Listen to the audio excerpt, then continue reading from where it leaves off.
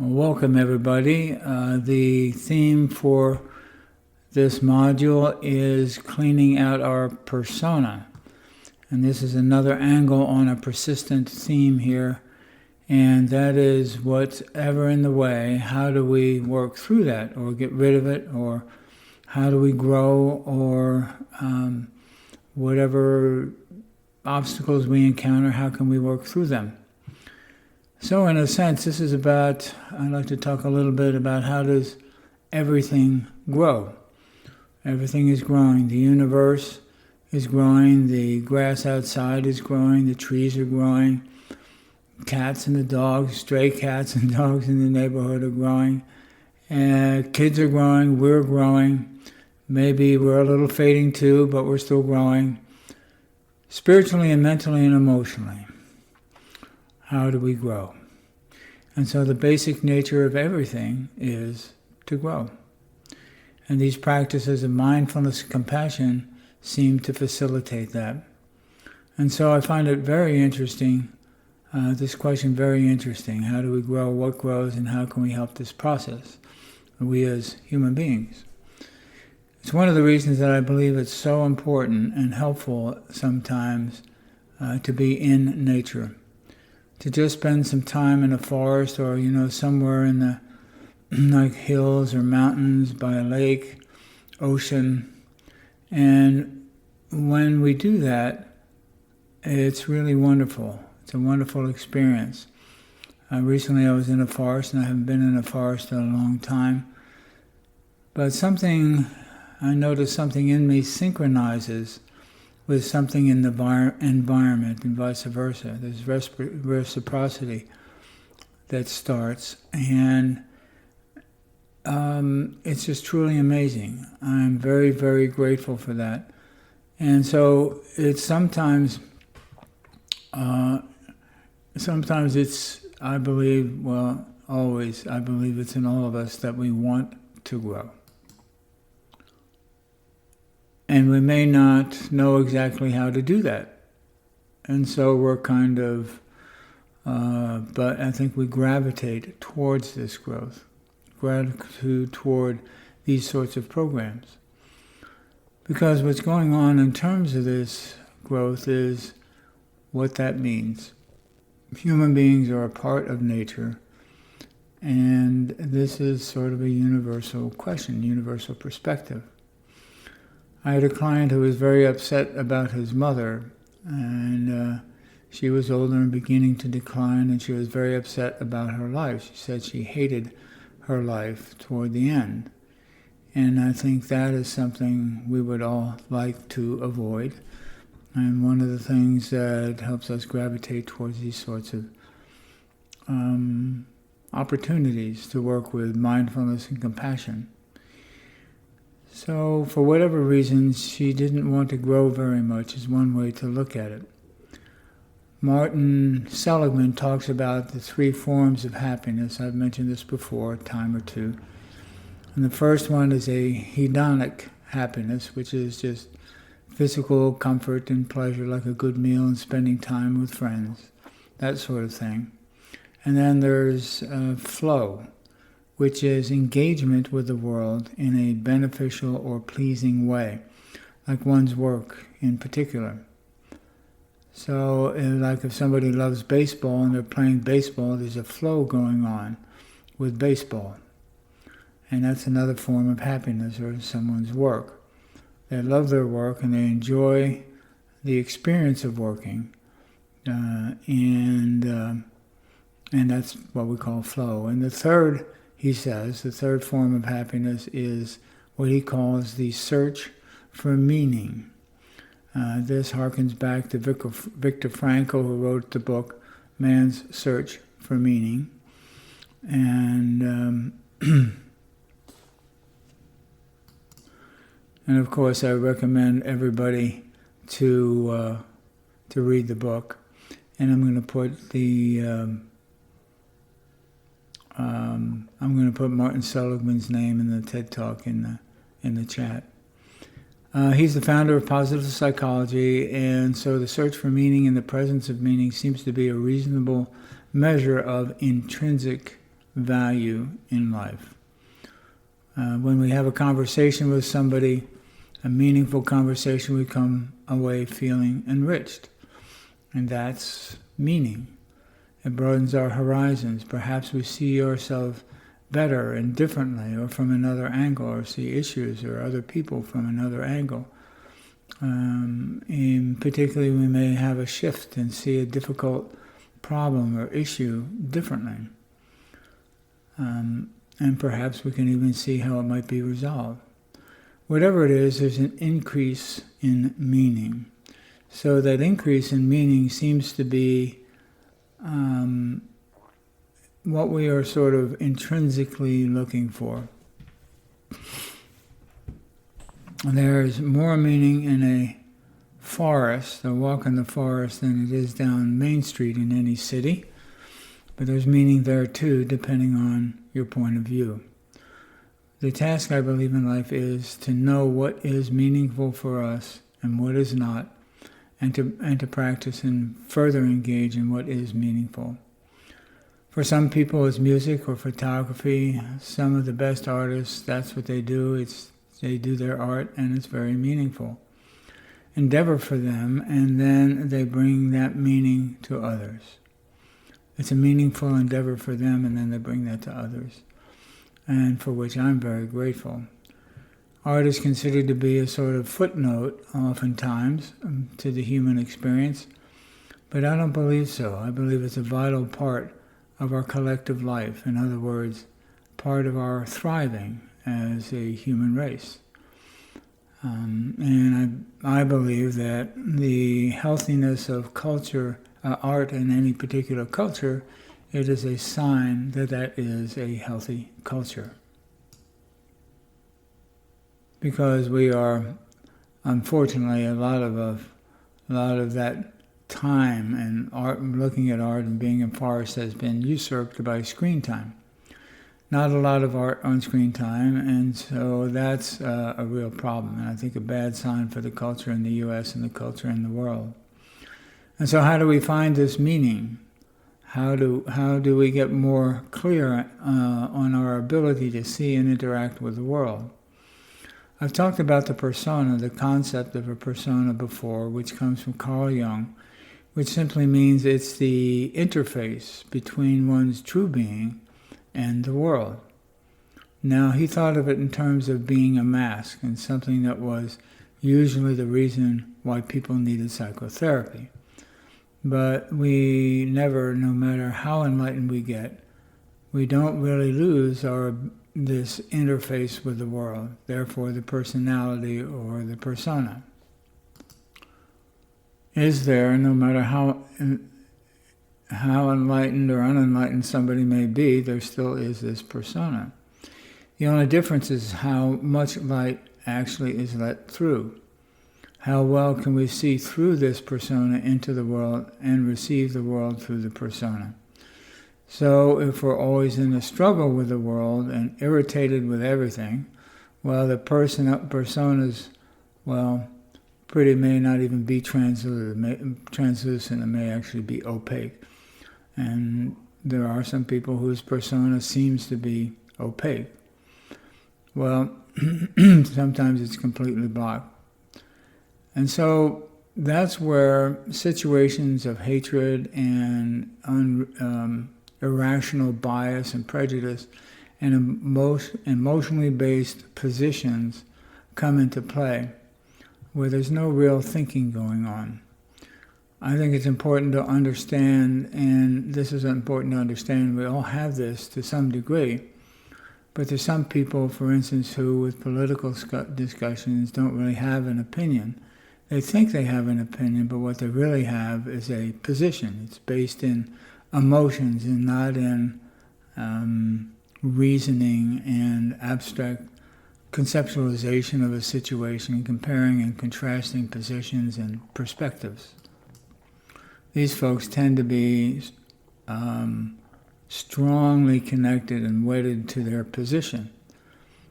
And so they stick to their point of view, an emotional point of view, and reason and logic just doesn't work in those situations. So the position is nothing, that position and that situation is nothing but an emotional commitment to a point of view, a world point of view, if need be. It can be on very broad topics or very narrow-minded topics, but basically an emotional commitment and a position is very difficult to dislodge. It can be as a result of trauma, upbringing wasn't good, or something like that. So we have the opportunity, and I think everybody here, because we have worked through a lot of that and wish to work through it some more, and that's really how we grow.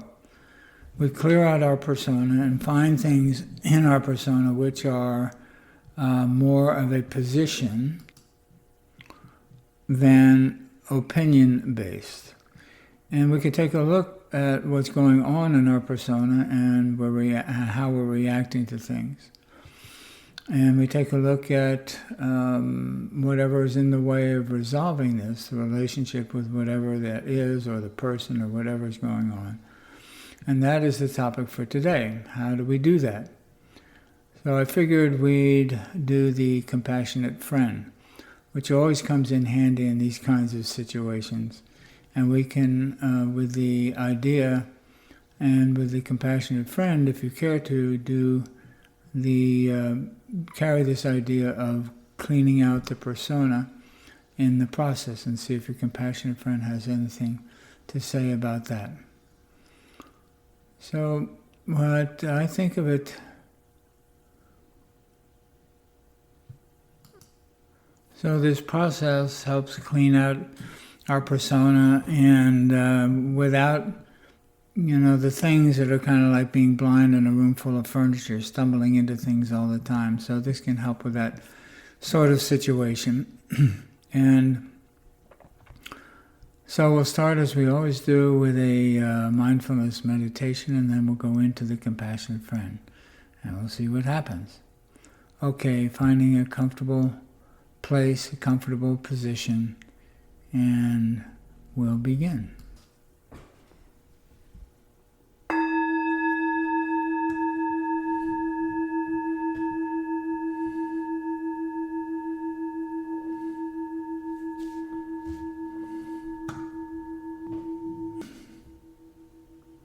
Perhaps taking a few deep breaths.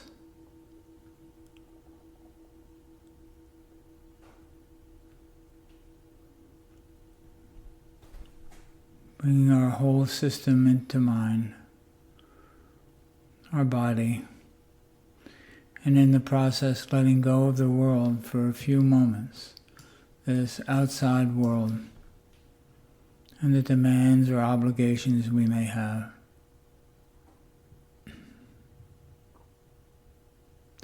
So it's like putting them in a pile on a desk and turning our back on them for a moment.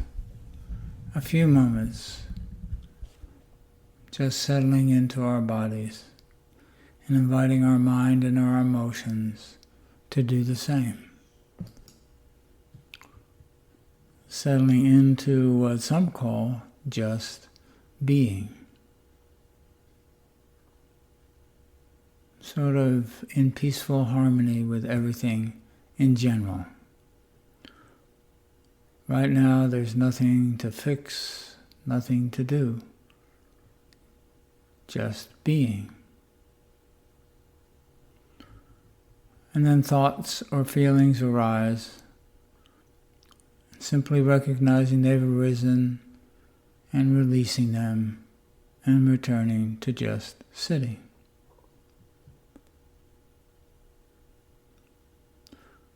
Resting our awareness as best we can in the present moment, either with the breath or the body as a whole.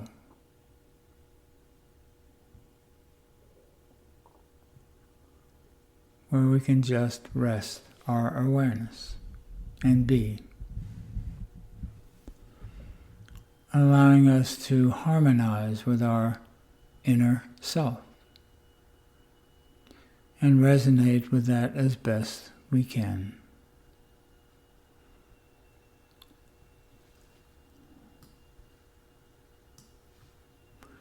And each time our mind wanders off, if it does, knowing that's just like a puppy that got out of the box, and bringing our awareness back to just being here now.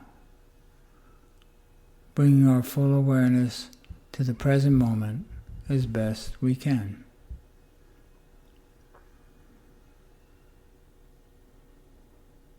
Perhaps seeing it as a place of peace, equanimity, relaxed awareness, allowing us to breathe easy and settle in as best we can. And just being here now, bringing our full awareness to it as best we can.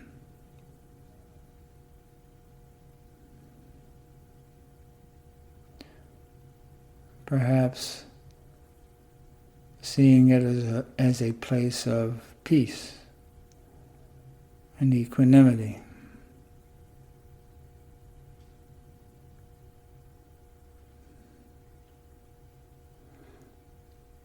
Relaxed awareness.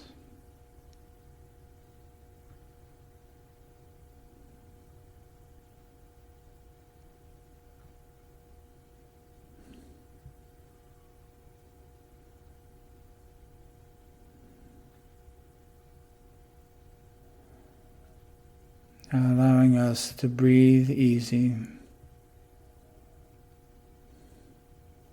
and settle in as best we can.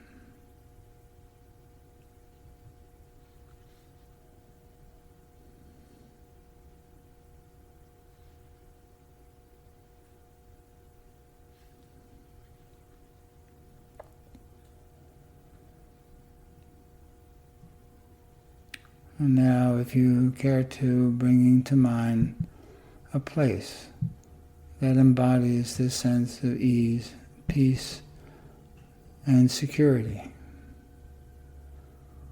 Whether a place is imaginary or a place that's well known to you, inside or outside. Or perhaps somewhere in space, whatever appears.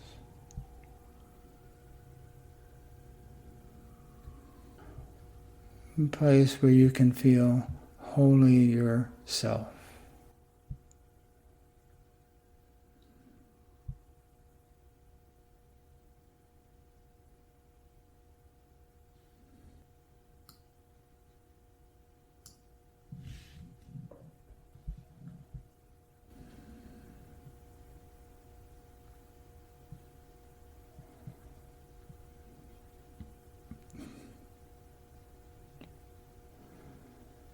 And allowing ourselves to fully absorb this place in our presence there.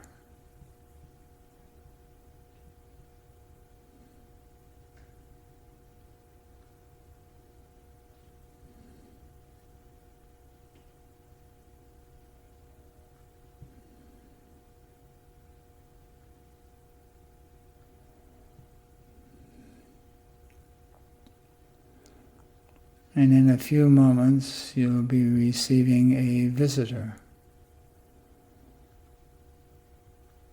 One who is full of wisdom and compassion and knows you down to the very last iota and loves you unconditionally.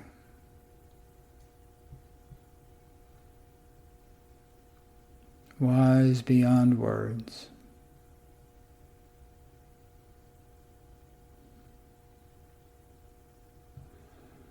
This may be someone you know, a spiritual figure, whatever it may be.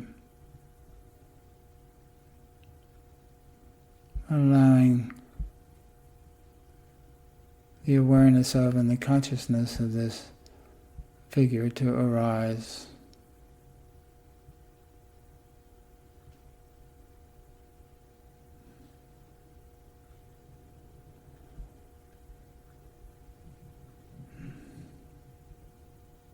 And it might come in the form of just simply a light of some sort, or a person.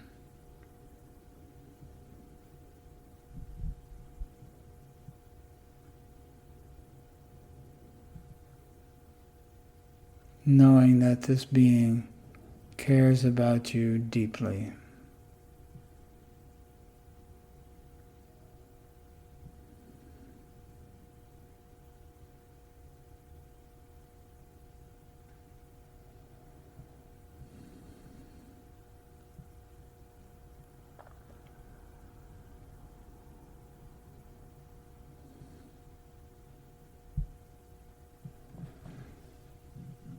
And this being is arriving, either coming into your dwelling or sitting next to you, opposite you, or you go out to meet this being, however it transpires.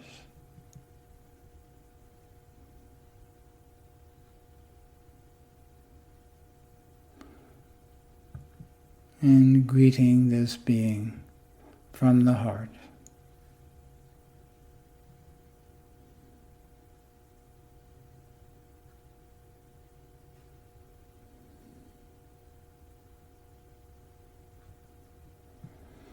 And feeling what it's like to be in the presence of this being,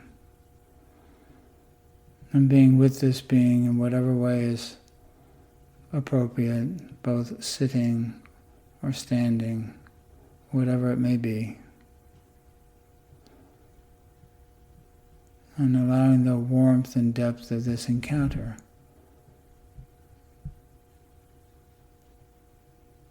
fully in.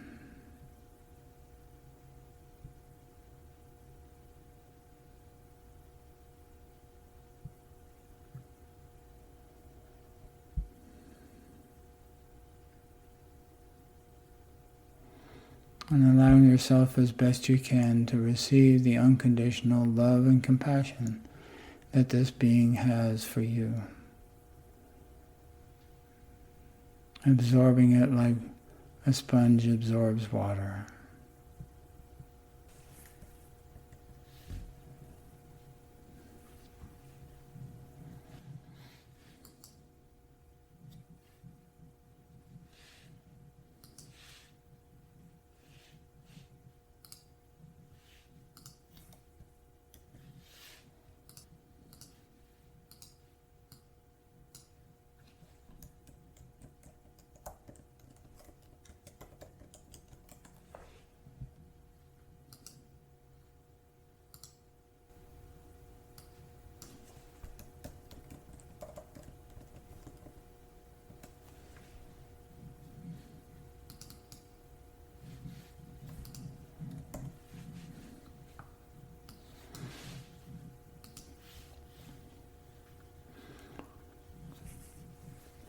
And this friend has a message for you.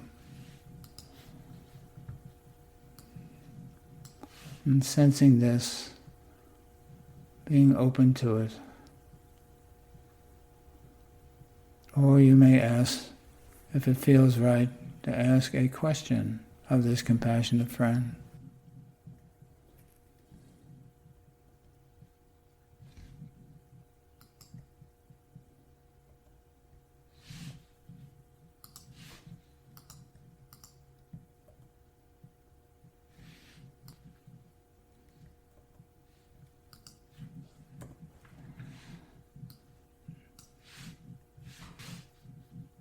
And allowing the response of this compassionate friend to be received fully as best you can. It may be in words or in some other way, but certainly in feeling, allowing oneself to understand in feeling as well as in thoughts.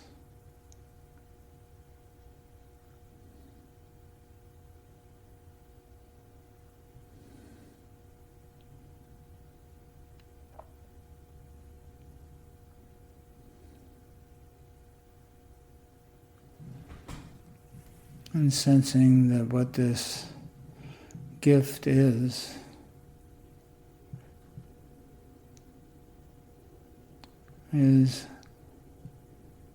wisdom and compassion, good medicine for our being today, or at this point in our life.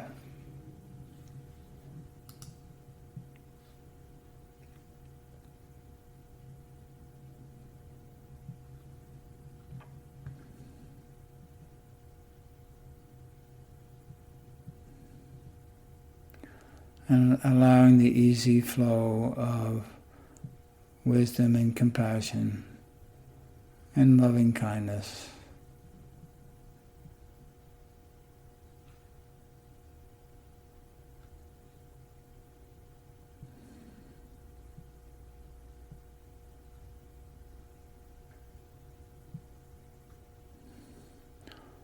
In a sense, it may feel like a question is being answered that you didn't ask overtly, but needed to know internally.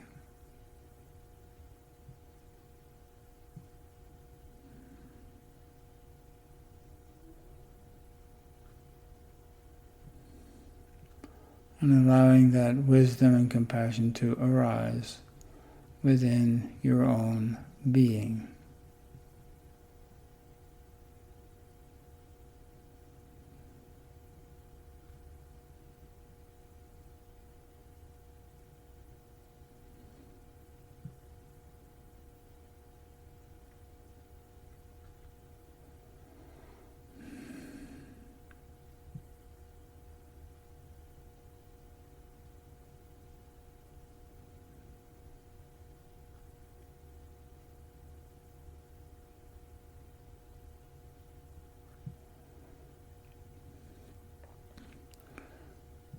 And sensing this exchange reaching its fullness.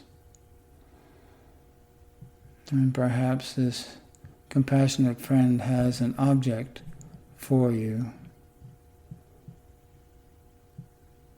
It may come in the form of an object or a word or sound. Something you can take with you from this experience as a reminder and a confirmation.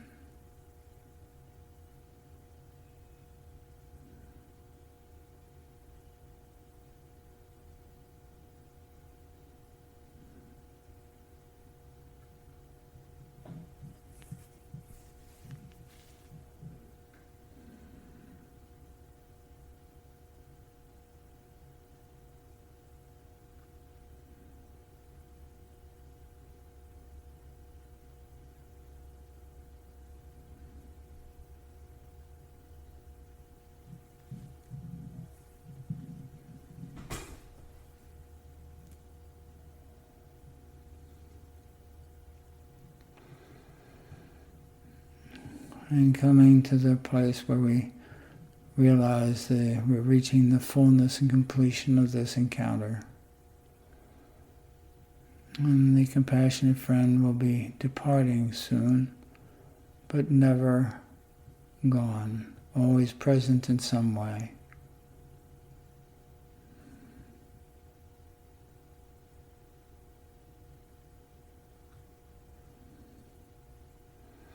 As we return to the space of mindfulness, this present moment awareness, allowing this experience to resonate within us as we sit in present moment awareness.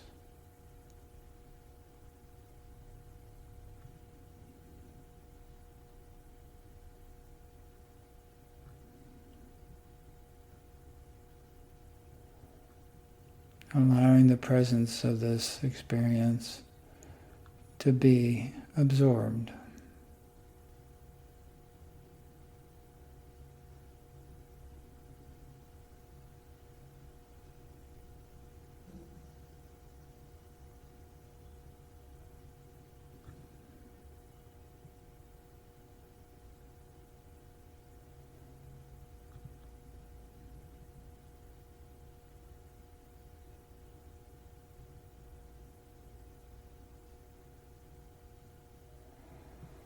and coming to a place of peace, perhaps feeling enriched.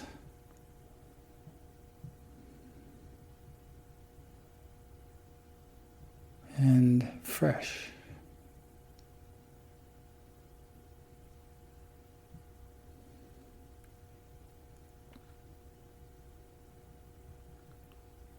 And allowing this whole experience to settle in and be absorbed.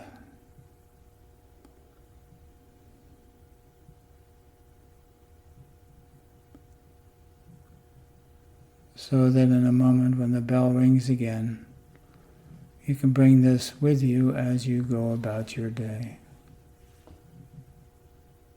And come back to it at any time.